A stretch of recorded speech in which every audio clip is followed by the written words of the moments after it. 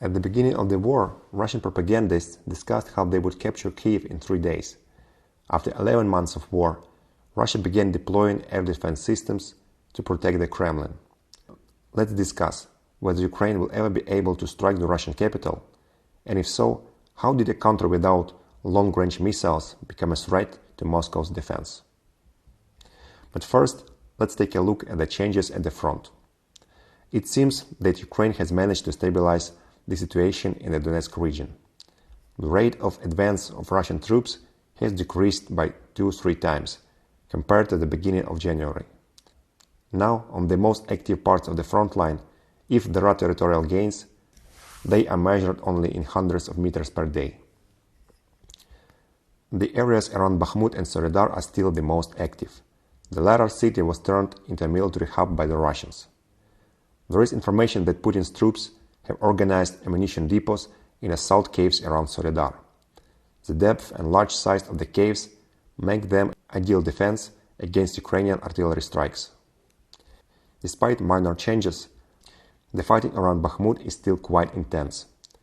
To understand the intensity, I propose to watch a video from a fighter who is currently in the city.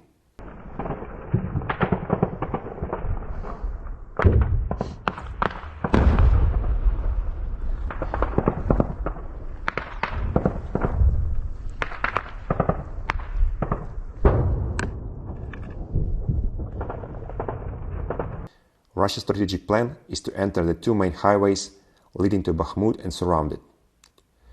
Despite enemy attempts, the defenders still have direct communication with the rest of Ukraine.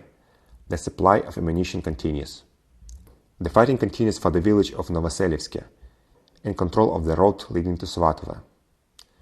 There are no territorial changes here yet, but Ukraine had the initiative. Russia responds to the attacks by using heavy flamethrower systems. Here is a video of what it looks like. And the last hotspot in the map is the outskirts of Kreminna. Talks about a potential Ukrainian offensive here began in mid-fall, and the active phase was most likely scheduled for mid-winter. However, the Russian attack on Soledar forced the Ukrainian command to redeploy some of its forces to deter the enemy.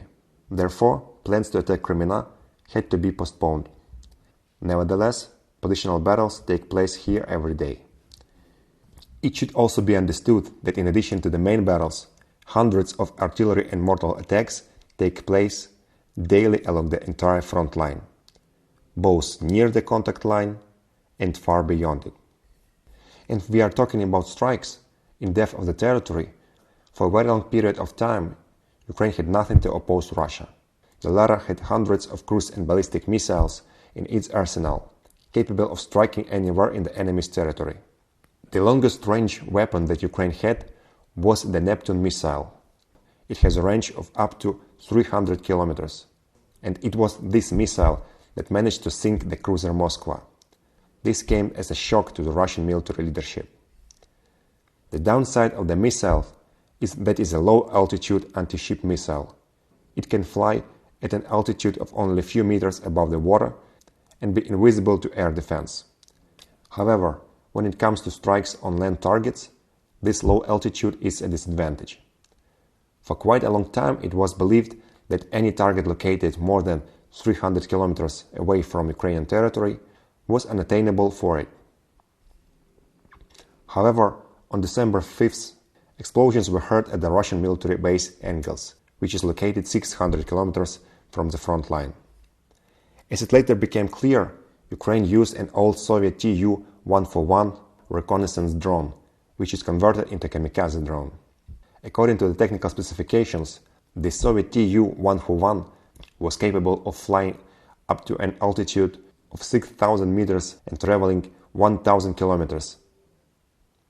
Due to the secrecy of the development, it's not yet known how far the modified version can fly. But within a few weeks after the first strike on Engels, Ukraine launched a new one. Since then, Russia had moved most of its aviation even further into its territory. The distance from the Ukrainian border to Moscow is just under 500 kilometers, and theoretically, an old Soviet Tu-141 could reach there.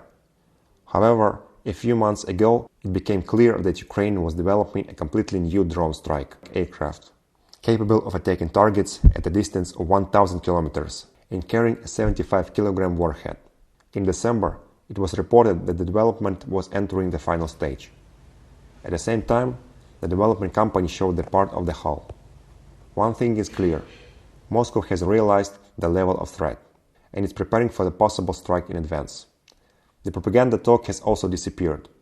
Ukraine has gone from being an easy ride to a rival that should not be underestimated.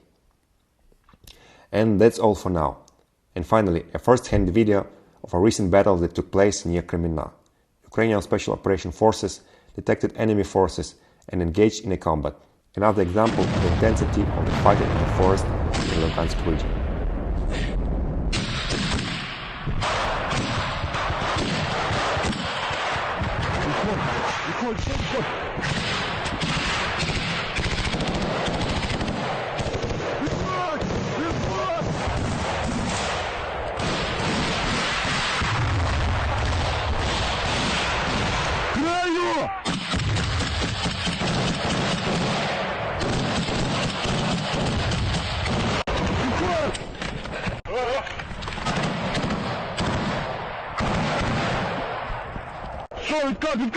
Пострел! Пострел!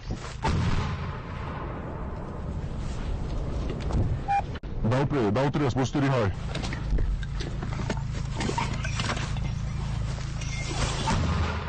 Даю дві.